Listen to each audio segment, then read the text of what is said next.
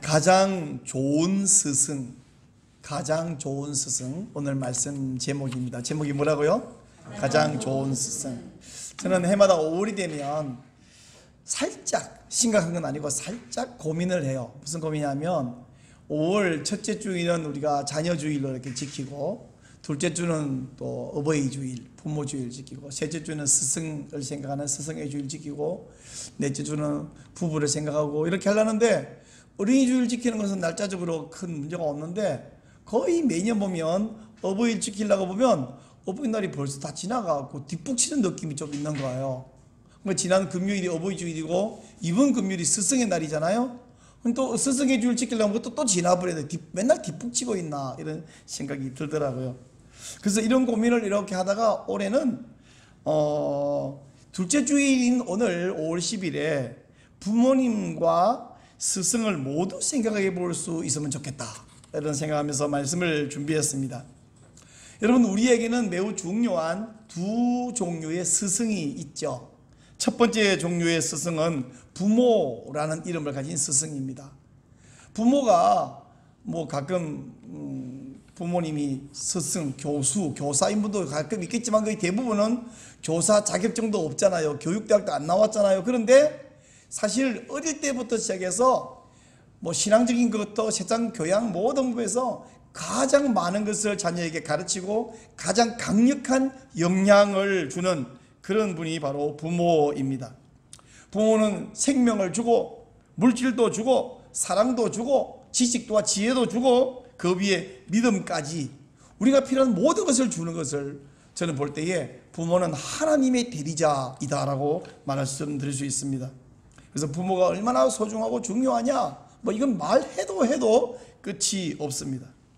또 한 종류의 스승은 말 그대로 선생님, 교사, 교수, 목사, 이런 이름을 가진 스승입니다. 학교에서 전문적인 지식 혹은 교양을 전해주는 교사가 있고, 교회에서 성경, 하나님에 관해서 가르치고 믿음을 전해주는 교사가 있습니다.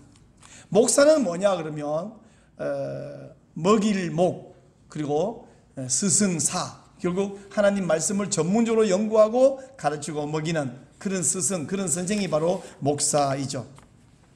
고대 사회로 갈수록 이 두 스승, 두 종류의 스승 가운데 부모의 그 몫이, 부모의 영향이 훨씬 컸습니다. 지난주에 제가 설교했던 신명기 6장 4절부터 9절에 있는 쉐마의 말씀에 보면 하나님이 그걸 누구에게 명령하셨냐 그러면 부모에게 이렇게 해라, 이렇게 명령했잖아요. 특별히 아버지에게 명령했어요. 근데 세월이 많이 흐르면서 갈수록 세상이 분화되다 보니까 세상 교육은 학교 선생님에게 맡기고 신앙 교육은 목사님이나 교회 주일학교나 구역이나 선생님에게 맡겨버리고, 그럼 부모는 뭐하나? 우리가 애 낳아주고 그 다음에 먹이고 입혀주고 학교 갈 수 있는 학비 대주고 부모는 교육은 안 하는 상황이 되어버렸습니다.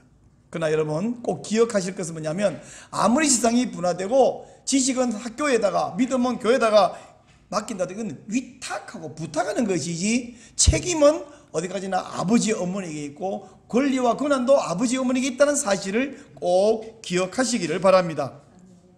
고대 사회에서는 제가 그래서요, 부모가 스승인 이 역할이 크다 그랬잖아요. 그러니까 가르쳐주는 분이 부모님이에요. 그러다 보니까 이 생각이 뒤집어지면 어떻게 되냐, 부모님이 가르쳐준다는 생각을 거꾸로 뒤집으니까 가르쳐주는 스승님도 또 한 종류의 부모님과 같다라는 생각을 한 것입니다. 그래서 성경을 보니까 스승을 향하여 아버지라고 부르는 곳이 여러 곳이 있는데, 그 중에 엘리사를 보니까 엘리사의 스승이 엘리야잖아요. 자, 열왕기하 2장 12절 보니까 엘리사가 보고 소리 지르되 내 아버지여 내 아버지여 이스라엘의 병거와 그 마병이여 하더니, 이런 말이 나오는데 엘리야를 향하여 내 아버지여 이렇게 말합니다. 그런가 하면 이스라엘의 왕이, 이건 지금 엘리야와 엘리사는 스승 제자 관계지만 왕이 자기에게 하나님 말씀을 지도해주고 이렇게 가르쳐주는 선지자를 역시 아버지라고 부르는 장면들이 있습니다. 열왕기하 6장 21절 보니까 여호람 왕이 이렇게 말합니다. 이스라엘 왕이 그들을 보고 엘리사에게 이르되 내 아버지여 내가 치리까? 이렇게 물어보는 장면이 나옵니다. 그런가 하면 열왕기하 13장 14절 보니까 여기는 요아스라는 왕이 이렇게 말합니다. 엘리사가 죽을 병이 들매 이스라엘 왕 요아스가 그에게 내려와서 자기 얼굴에 눈물을 흘리며 이르되 내 아버지여 내 아버지여 이스라엘 병거와 마병이여 이렇게 말하는 것을 봅니다. 그런가 하면 신약 성경으로 가면 바울이 자기 신실한 제자 디모데는 물론이고 또 다른 제자 디도나 또 감옥에서 만난 도망쳐 나왔다가 자기를 만나서 신자가 된 오네시모까지 믿음의 아들이라고 서슴없이 부르는 것을 봅니다. 디모데전서 1장 18절 아들 디모데야 내가 네게 이 교훈으로서 명하노니 전에 너를 지도한 예언을 따라 그것으로 선한 싸움을 싸우며 이렇게 말하죠. 디도서 1장 4절에서 같은 믿음을 따라 나의 참 아들 된 가짜도 아니고 양자도 아니고 참아들이라고 그러네요. 친아들 참아들 된 디도에게 편지하노니 이렇게 말하는가 하면 빌레몬서 1장 10절 이건 이제 바울이 빌레몬에게 편지를 써서 오네시모에 대하여 말하기를 이렇게 말합니다. 갇힌 중에서 낳은 아들 오네시모를 위하여 네게 간구하노라. 이렇게 스승과 제자의 관계를 제자가 스승하여 혹이 왕도 선지하여 아버지라고 부르는가 하면 사도 바울은 디모데와 디도와 오네시모 등을 향하여 내 아들 참 아들 이렇게 말하는 것을 봅니다. 이처럼 고대인들은 하나님 말씀을 가르치는 랍비를 향하여 그냥 지식만 전해주는 그냥 내가 뭐 돈 주고 지식을 사고 이런 관계가 아니라 영적인 아버지라고 아버지와 같은 분이라고 생각했습니다. 그래서 유대인들을 보면요 시장 통해 지나가는데 시장에서 사람 많은 모이고 오셔서 아버지와 랍비가 같이 계실 때 만나면 누구에게 먼저 가서 인사하냐면 랍비에게 먼저 인사를 해요.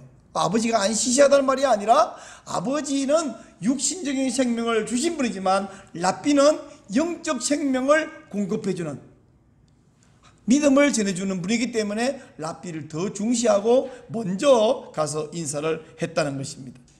자, 근데 여기까지는 좋은데 여러분의 부모님과 여러분의 스승은 어떤 분이셨습니까?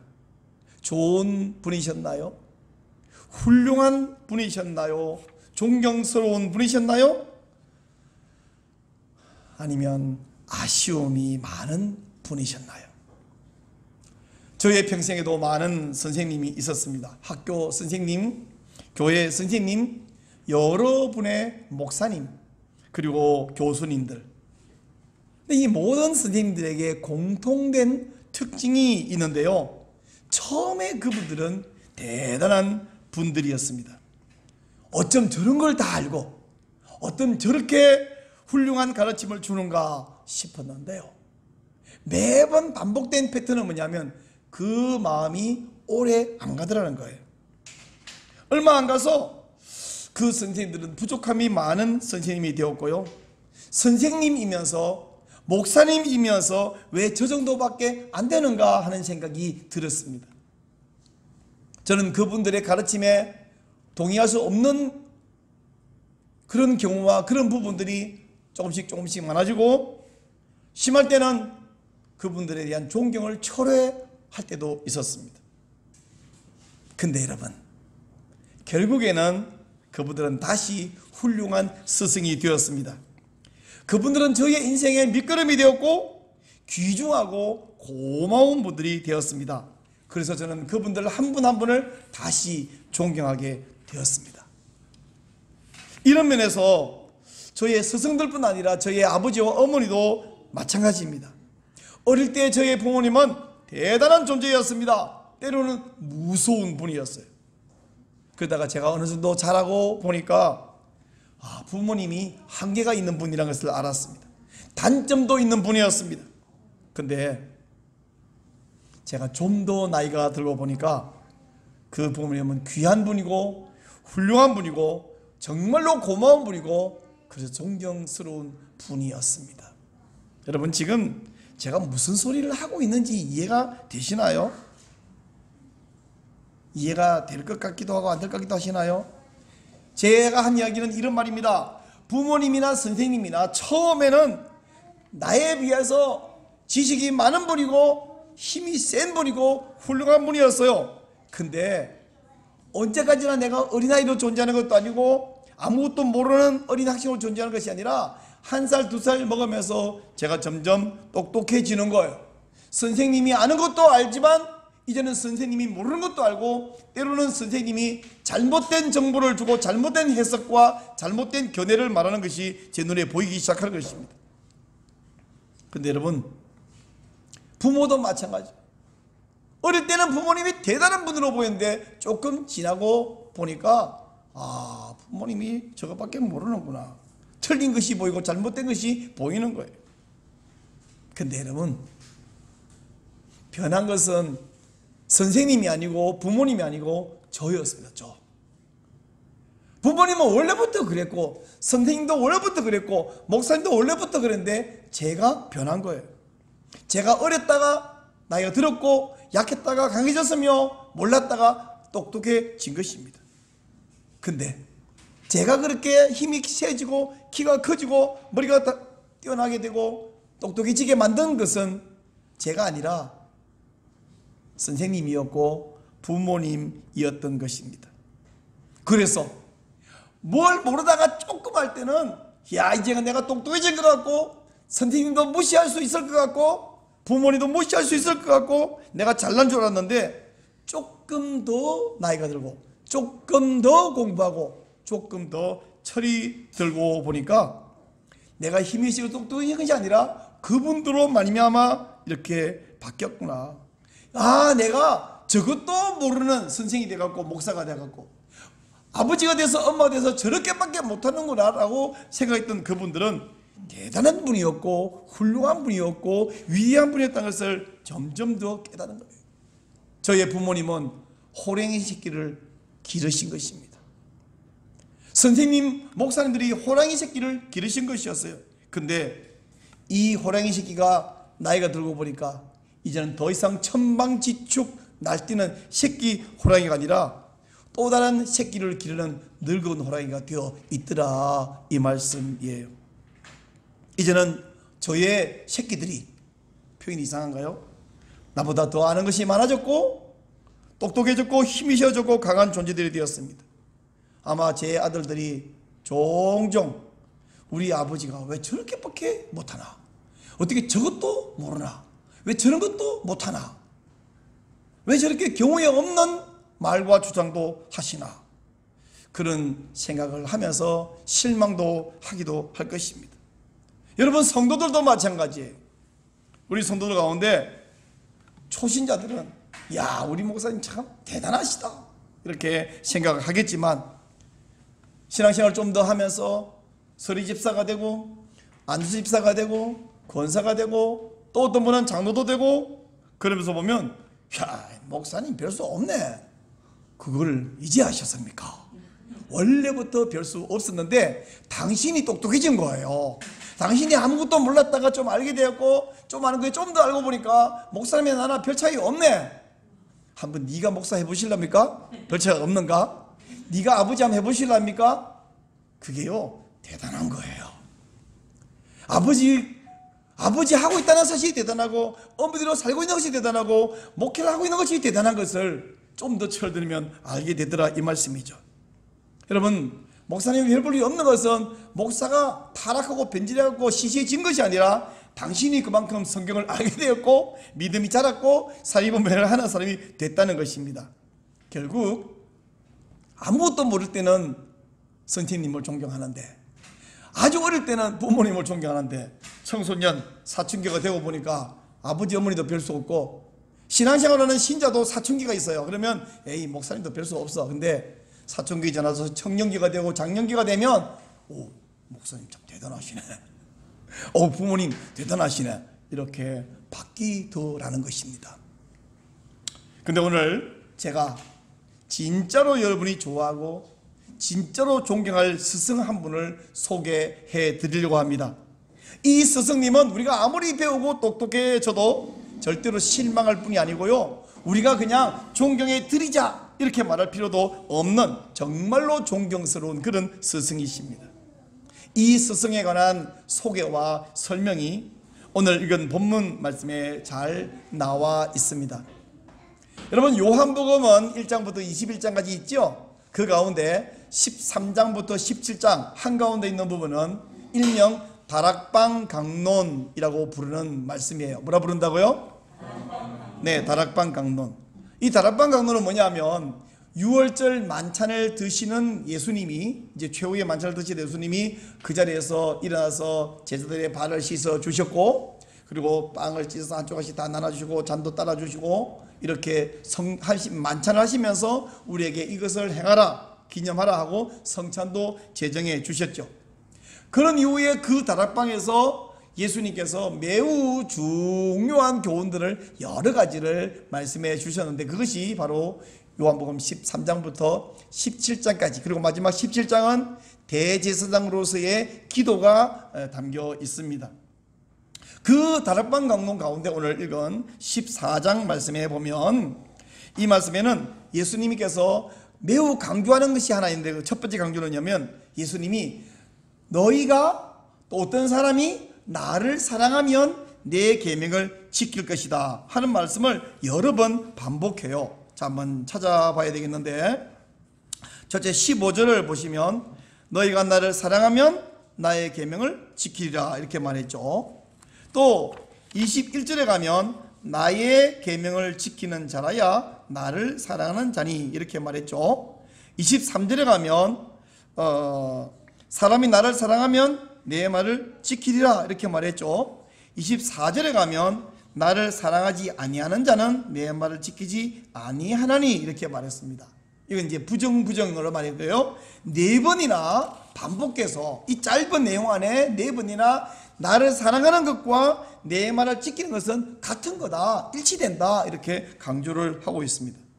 자, 그러면 이제 한번 생각해 봅시다. 예수님이 제자 가운데 지금 도망가버린 가룟 유다 빼고는 다 예수님을 사랑하잖아요. 근데 예수님을 사랑하는 이 제자들이 예수님의 계명을 100% 지켰습니까? 좀 있다가 예수님 잡혀가니까 다 도망가 버렸어요. 그럼 여기 우리는 어떻습니까? 여러분, 이 자리에 나와 있는 우리 모두는 다 예수님을 사랑해서 여기 나와 있고 모여 있지 않습니까? 그럼 여러분의 일상생활에서는 예수님의 계명을 나는 꼬박꼬박 100% 지킵니다 한번 나와 보실래요? 아무도 없어요. 그럼 뭐가 잘못됐냐? 예수님이 뭔가 지금 잘못 말씀하셨는가? 우리 분명히 예수님 사랑해요. 근데 예수님 계명을 못 지키거든요.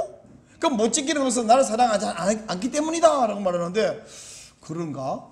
선생님, 저기 예수님, 여러분이, 저 목사님, 저기 질문이, 저 분명히 예수님 사랑하는 거 맞거든요. 그럼 이제 계명을 잘 안 지킬 수도 있단 말이죠. 그럼 제 사랑이 온전치 못한가요? 저 사랑으로 뭐 금식기도 해야 됩니까? 자, 예수님을 사랑하는데도 계명을 못 지키는 이 문제는 무엇이 문제이며 또 어떻게 하면 해결할 수 있을 것인가? 근데 여기 예수님 말씀을 잘못된 게 아니고요, 우리가 예수님 말씀을 읽으면서 중요한 부분 한 가지만 읽었는데 또 한 가지를 더 읽어야 됩니다. 다시 이 말씀을 잘 보면요, 예수님께서 이 말씀하면서 너희가 나를 사랑하면 내 계명을 지키라고 말하면서 이 말이 성립되기 위해서 중요한 조건이 뭐냐면 성령님이 오셔야 된다, 성령님이 올 것이다, 이 약속을 하고 있어요. 여러분, 우리 지난 2주 전에 본 말씀 가운데 보면 사도행전 1장에서 뭐냐면 예루살렘을 떠나지 말고 아버지 약속하신 것을 기다려라 그랬잖아요. 그러면서 너희는 몇 날이 못 되어서 성령으로 세례를 받으리라 그랬잖아요. 그 아버지 약속한 것, 그것은 동시에 예수님의 약속한 것인데 그 약속이 어디 있냐면 오늘 여기 말씀에 있습니다. 그래서 성령님이 오실 것을 말하는데 16절에 보면 내가 아버지께 구하겠으니, 내가 예수님이 아버지 하나님께 구하겠으니 그가 아버지 하나님이 또 다른 보혜사를 너희에게 주시겠다, 이게 아버지 약속이에요. 그래서 성령님을 예수님은 뭐라 부르냐면 보혜사라고 부릅니다. 또 저기 26절에 가서도 보혜사 곧 아버지께서 내 이름으로 부르실 성령님을 보혜사라고 부릅니다. 또 예수님은 성령님을 뭐라 부르냐면 17절 보니까 그는 진리의 영이라. 그러니까 쉽게 말하면 예수님께서는 성령님을 보혜사라고도 부르고 진리의 영이라고도 부르는데, 근데 이 보혜사라는 용어가 우리가 자주 안 쓰는 단어라서 이 말이 생소하고 어려울 뿐 아니라 오해도 합니다. 보혜사가 뭐요? 이걸 잘 모르니까 원래 장사꾼이 상대방이 물건 잘 모르면 막 속여먹고 비싸게 팔아먹잖아요. 이단이 이 보혜사 잘 모른다는 걸 알고는 이만희가 지가 보혜사라고 하니까 수십만 명이 바보들이 아멘 그러고 따라가 버리는 거예요. 여러분, 그거 무식하면 안 되는 거죠. 제가 오늘 똑똑히 알려드릴게. 보혜사는 어려운 말이 아닙니다. 보혜사는 우선 헬라어 파라클레토스라는 뜻인데, 한번 헬라어도 한번 배워봅시다. 자, 따라해보세요.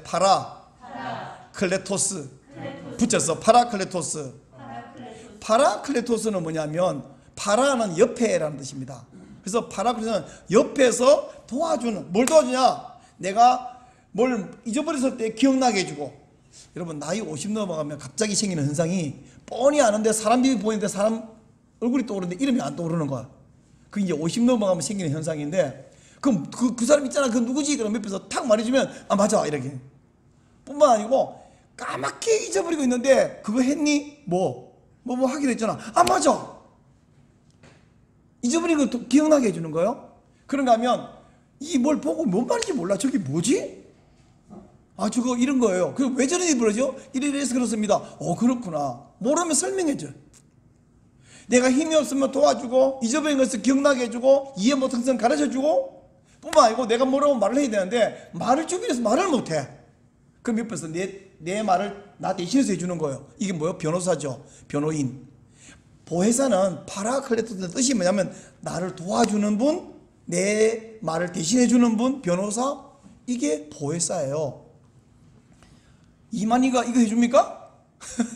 이만희가 보혜사가 아니라 성령님이 보혜사인데, 성령님은 오셔서 뭐냐? 나를 도와주고 나를 변호해 주는. 또 때로는 내가 어벙해갖고 내 변호를 못하면 옆에서 나를 변호해 주는 거예요. 여러분, 내가 뭐라고 막 수세에 몰 때 누워서 내 말을 한마디 거들어갖고 상대방 딱 말 못하게 탁 먹어주면 와 너무 고맙잖아요. 성령님이 그거 해주시는 분이에요. 보혜사입니다. 자, 이 보혜사 또 성령님은 진리의 영입니다. 진리의 영이란 말은 진리를 기억나게 해줄 뿐 아니라 내가 어긋난 길로 잘못된 길로 가면, 야 너 그러면 안 돼. 종종 우리 부모님이 애기한테 너 그러면 안 돼. 안 된다 그랬잖아. 그렇게 안 하기로 했지. 딱 잡아주잖아요. 이 진리의 영입니다. 성령님이 바르게 살도록 지적해 줍니다. 그리고 이 성령님은 가끔 나타나는 분이나 한 번 왔다 가는 분이 아니라 한 번 오시면 영원토록 너희와 함께 거하리라. 16절 보니까, 끝에 보니까 영원토록 너희와 함께 있게 하리라. 영원토록 함께 있게 할 뿐 아니라 또 17절 마지막에 뭐랍니까? 그는 너희와 함께 거하심이요 또 너희 속에 계시겠음이라. 우와, 이거 너무 좋습니다. 가끔씩 신용카드를 놓고 나왔다, 핸드폰을 놓고 나왔다, 그럴 때 이런 생각 들지 않아요?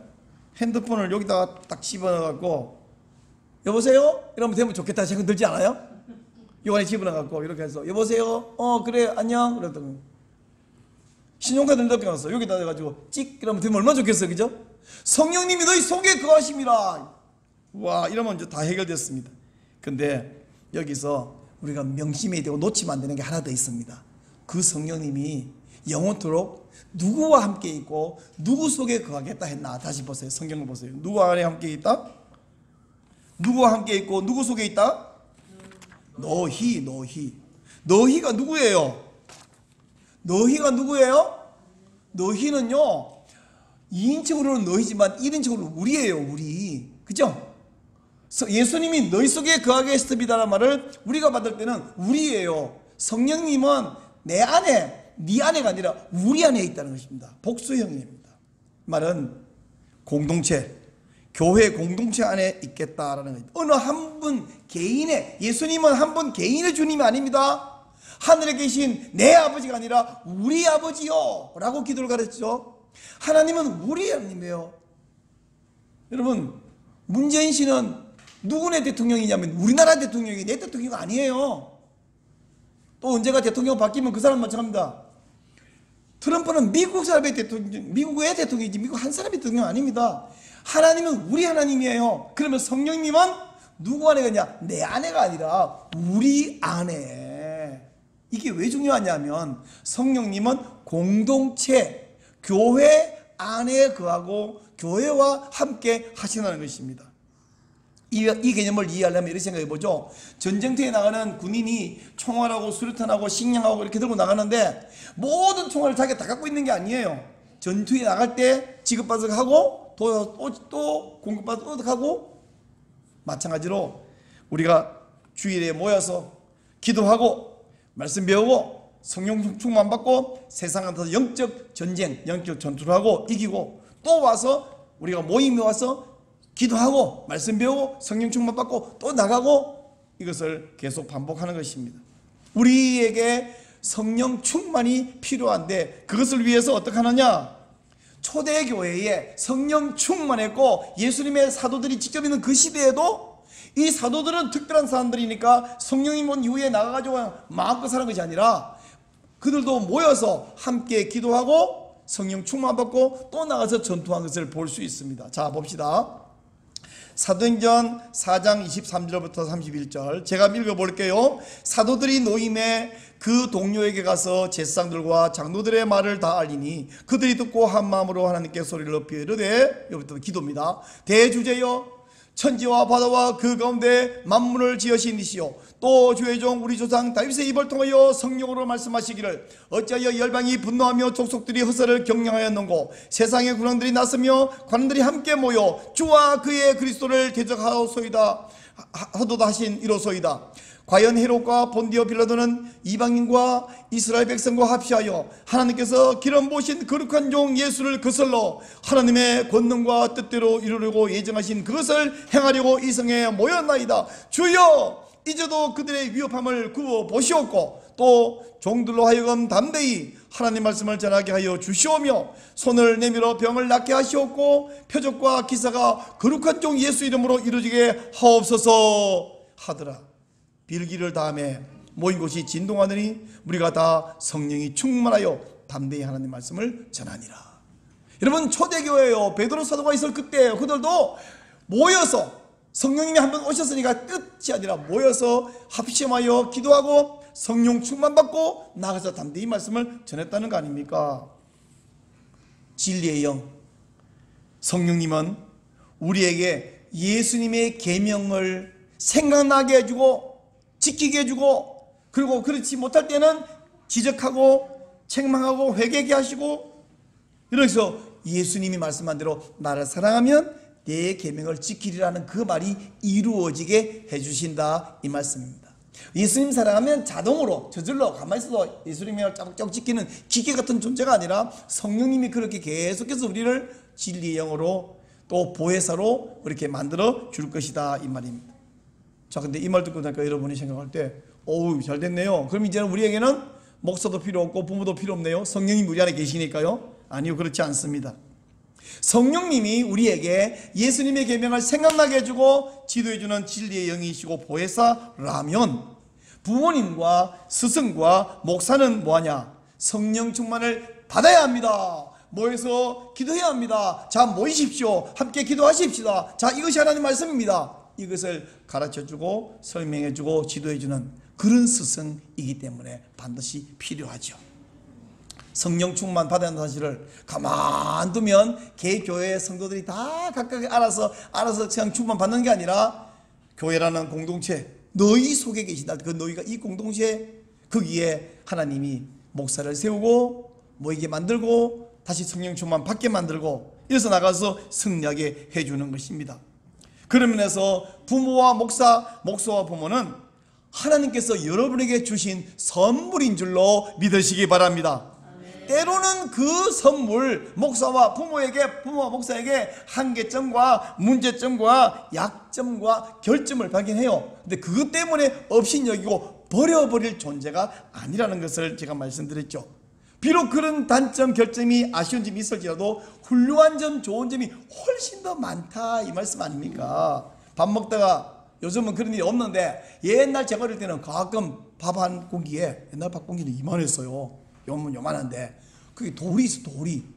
그래서 돌 한 딱 씹으면 밥을 확 버리는 사람 아무도 없습니다. 그 아까운 밥을 돌만 골라내고 먹어야지. 생선 뼈 발라내고 살 먹어야지. 뼈 있다고 획 뱉는 사람 없잖아요.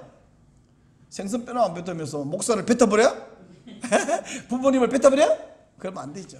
그래서 비록 부모에게, 비록 목사에게 결점이 있더라도 훌륭한 부분들을 인정하면서 존경할 때 여러분이 복을 받은 사람, 성숙한 사람이 되는 줄로 믿습니다. 5월 31일은 성령 강림 기념주일입니다.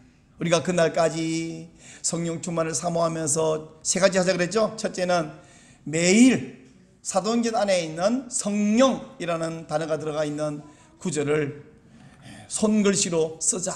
제가 열심히 매일 써서 올려드리고 있는데 여러분 잘 따라오고 있는 줄로 믿습니다. 앞으로도 그 사도행전 끝날 때까지 계속 잘 따라오시기를 바랍니다. 예수님이 승천하시고 열흘 동안 기도한 이후에 성령 강림 임했듯이 우리도 5월 31일인데 5월 21일부터 30일까지 10일간 매일 한 명씩 당번을 정해서 금식을 하는데, 하루 할 수 있으면 하는데 나 하루 할 병이나 못 되거든요. 저는 두 끼만 굶으면 죽어요. 그럼 한 끼만 하세요. 한 끼만. 죽지 말고 한 끼만 해도 되는데 나는 결심하고 한번 해보겠습니다. 근데 제 경험에는 한 3일 굶어도 죽지는 않더라고. 그래서 여러분은 이제 금식 당번을 정하고, 마지막 한 개 더 할 것은 특별 금요기도를 하자. 2주만 하자. 그래서 5월 21일부터 30일까지 집중적으로 우리가 더 기도하는 중에 22일과 29일 저녁 특별 금요기도일을 하자. 그렇게 하면 협조하고 성령 충만 사모하시기를 바랍니다. 자, 이 성령 강림주의를 기다리는 이 기간이 또 하필 우리 가정의 달이잖아요. 그래서 오늘 부모님과 스승을 생각하는 주일로 삼았는데, 한편으로는 여러분이 부모와 스승에게 감사하고 존경을 표현하고, 또 한편으로는 부모님과 스승은 한계 있는 스승이에요. 목사님도 한계 있고 부모도 한계 있지만 우리 진리의 영, 보혜사 완전하신 스승 이 성령님을 사모하고 성령 충만을 더욱 사모하시기를 바랍니다. 그래서 이 보혜사 성령님의 도우심으로 예수님의 계명을 지키고 담대히 복음을 전하는 예수님의 증인, 예수님의 제자가 되시기를 바랍니다.